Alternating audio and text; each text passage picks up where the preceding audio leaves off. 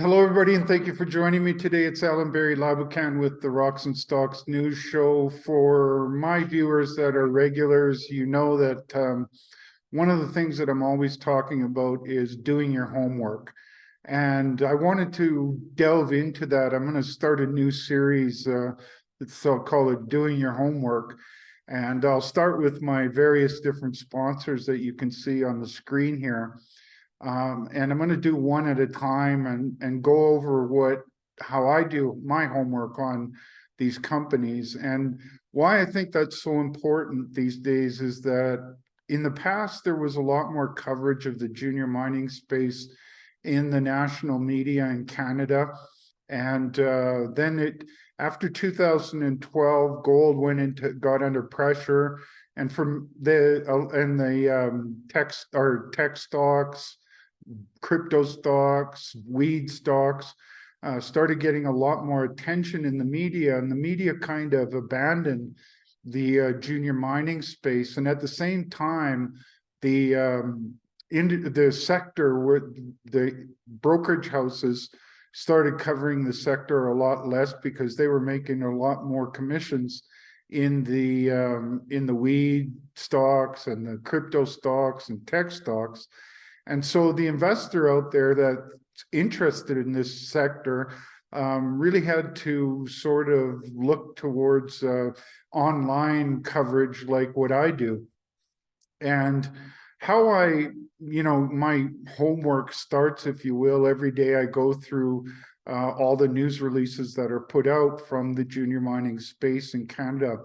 And then I often will cover those companies in my shows that I call In the News. Then I'll do more homework on the ones that I think are the best, and invite their management on to come on the show and talk about their companies.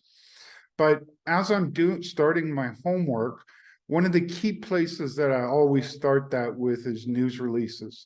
And I'm going to start off today. I'm going to talk about Athena Gold. Athena's in Nevada, and I think they've got the makings of a really exciting new discovery of high grade to bonanza grade in an oxide deposit. Usually these things are a half a gram to a gram. And what they've hit in 3 holes is in the multi-grams and over 10 grams. And it's oxide, so it's really easy to get it out of the rock. And then you got to look at the size potential. And I think there's a lot of indicators that they can have not only high grades for an oxide deposit, but very good size as well. And so what got me interested in this company was a news release that was out. Here, I'm going to pull it up for you to see. This was a news release that went out on January the 10th. Athena Gold confirms and extends shallow high-grade oxide gold discovery with multiple intercepts, including 10 grams of gold over 10.7 meters at its Excelsior Springs project in Nevada. The highlights were drill hole 2201, first interval intercepted 6 grams of gold and 17 grams of silver over 27.4 meters, starting at 39.5 meters. So that's, right below your feet, including 10 grams, 10.2 grams and 30.8 grams, 10.2 grams of gold and 30.8 grams per ton of silver over that 10.7 meters.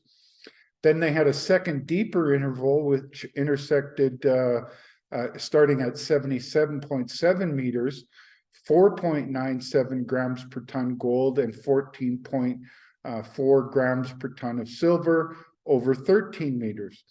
Drill hole number 2, which is the western extension, found it in drill hole DB23.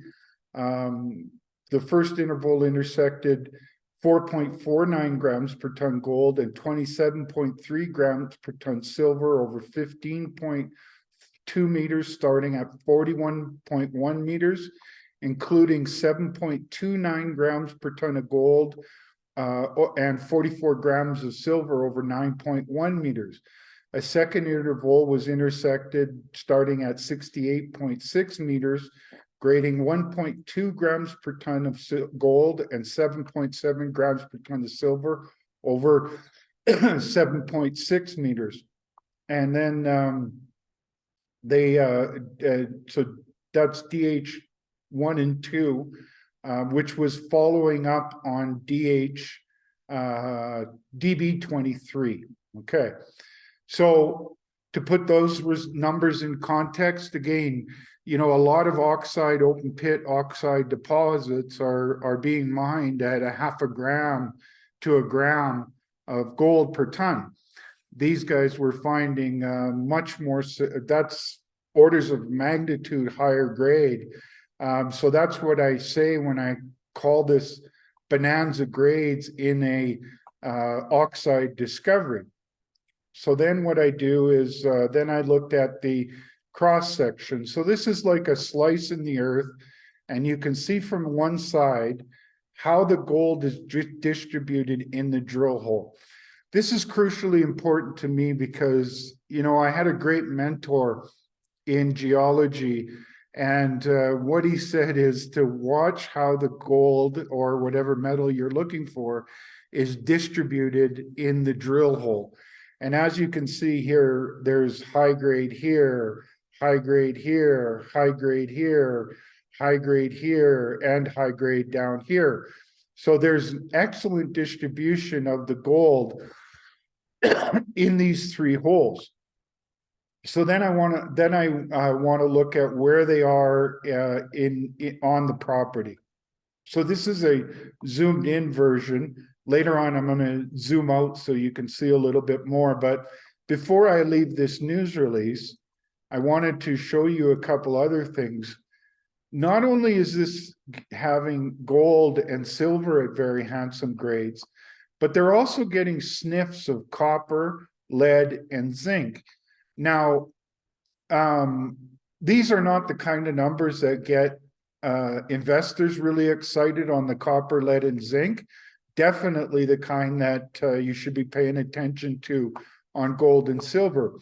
But what this tells me, these sniffs here of these base metals, tells me is that often below an oxide deposit is a sulfide deposit. And often in a sulfide deposit, you're going to see these copper, lead, and zinc. So what this tells me is not only do they have an oxide target that looks very exciting near surface, there's probably something even deeper. And that can be a porphyry, that can be a CRD deposit, but something is causing these base metals below this oxide gold and silver. And that's got me very excited about the project as well. Geophysics, as you can see in this news release, they have some geophysics here that are quite interesting. This package here and over here. Now I'm going to switch over to one of my favorite exploration tools, which is Google Earth.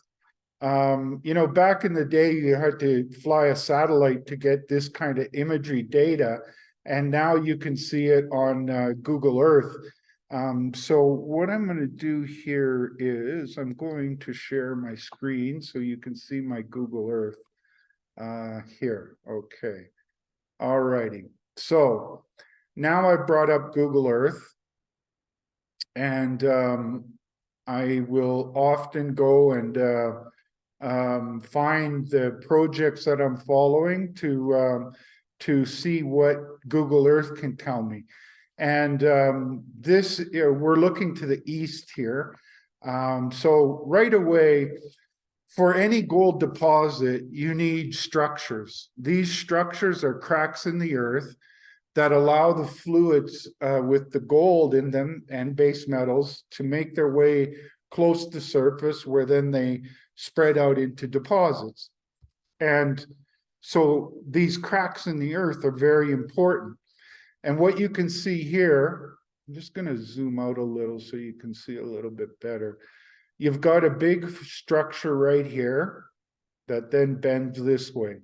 You've got another structure in here that comes this way, and then it's got a bend there. And right in here is that big geophysical anomaly that I was talking about earlier.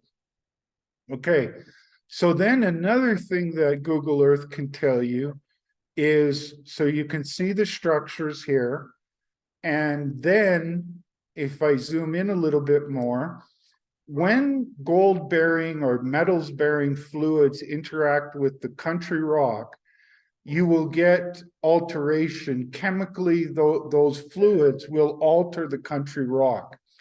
And so what you can see here is a big area of alteration. All in here, there's alteration. All up in here, there's alteration. All in here, there's alteration. You come up here, there's more alteration. You come up here and there's more alteration. And this is all part going way over here to this alteration area is all part of Athena's ground. So now you've got the evidence that there could be something very big here. You've got your faulting, the cracks in the earth that allow those fluids to make their way up. Then you've got evidence that, in fact, those metals bearing fluids have altered the country rock. Okay. And a little bit north, right about here in this, this pin that I have for the Athena Gold project is where they drilled those 3 holes. So Google Earth is a great way to see what the key factors that you need to look for in a discovery. So they've checked off the marks. They've got the assay results. They've got the faulting. They've got the alteration. All right. So now what I'm going to do is I'm going to stop sharing this screen and I'm going to go over to, just give me a second here. I'm going to bring up another screen here. Just give me 1 second. And here is the surface sampling results relating to that zone of alteration. And as you can see, they've got very nice kicks: 19 grams, 11 grams, 7.9 grams, 3 grams, 3.5 grams, 6 grams, 8 grams, 1 gram, 2 grams, 3 grams, 20 grams, 13, 1.4, 1.7, 1.9, little bit of alteration over here, 2.4. You go up here and that alteration continues, and you've got another group of hits in the surface sampling. So then you look at this screen, and here is the drill holes that I talked about earlier. And I think if I zoom in a little bit here, actually this one shows it a bit better. Here you can see the angled or the direction of the various different holes. And as you can see here, there's widespread distribution of that gold mineralization inside of the alteration.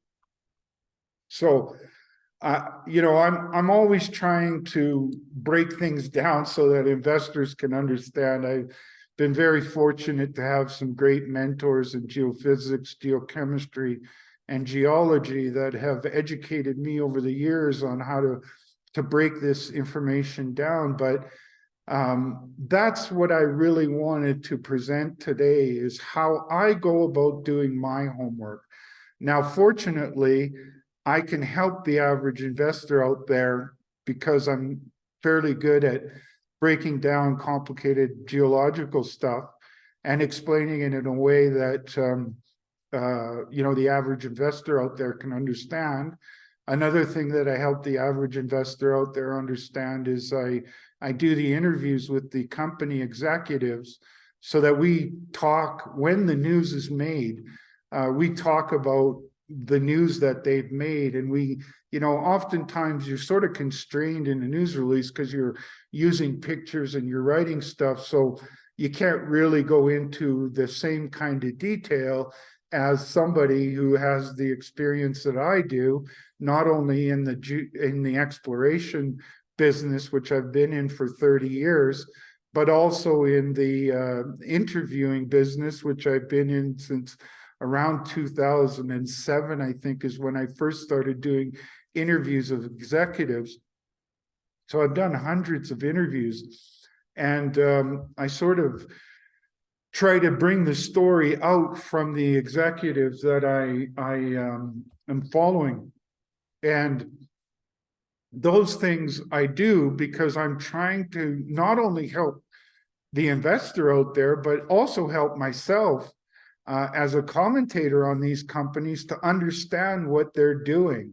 And this is all part of the homework that I often talk about recommending investors. And the reason that I'm so bullish on doing your homework is because in my career, I've watched some very successful people in this business. And the one thing that is common amongst all of them is they do their homework. They understand the companies that they're investing in. And, they have reasonable timelines. They don't sort of watch the daily fluctuations in the stock price to assess whether something is good or bad. They do their homework, and that's sort of the nature of the Rocks and Stocks news shows, the interviews, the sector reports that I do, the in the news shows that I do, and things like this where I dig deeper into the information that is crucial to understanding. Because, if you don't understand that, first of all, something has to have the grade, it has to have the size potential. And if you don't understand these things, or have somebody who's explaining it to you, then how is the average investor that doesn't have that experience in geology, geophysics, and geochemistry supposed to understand? Now, this is a treasure hunting business at heart, but these are the breadcrumbs that lead explorers to the treasures. And so that's why I focus so much on these breadcrumbs, if you will, is because I'm a treasure hunter at heart. I love this business of exploring for buried treasures, but you got to look at the signposts along the way to sort of lead you to that. And that's what I try to do with my shows and my in the news segments, my interviews, and my sector reports, is to help investors to find those signposts along the way to investing in companies that make discoveries of buried treasures. So that was my look into Athena, and all of my sponsors here that you can see on the screen. I'm going to be doing a series of shows over the next little while to highlight all of them and dig deeper into what attracted me to the companies and why I interviewed their management, why I asked them to be sponsors of my shows, so that's what I'm going to be doing, is giving you the tools that I use to find the companies that I do. So on that note, as always, my show's for information purposes only. It's important for you to speak with your financial advisors and assess whether any of the companies that I either have as sponsors or as picks in my reports are suitable for you and your risk profile. And then, as I said, do that homework, understand these companies, pick up the telephone, call them, ask them questions. That's how you become a more informed investor. And as I said, I've done interviews with Athena. You can find it on my YouTube channel at Rocks and Stocks News, or on my Substack at Rocks and Stocks. So do that homework. I helped you out today with Athena. I'm going to help you out with a bunch more. On that note, have a great day, and we'll talk to you soon.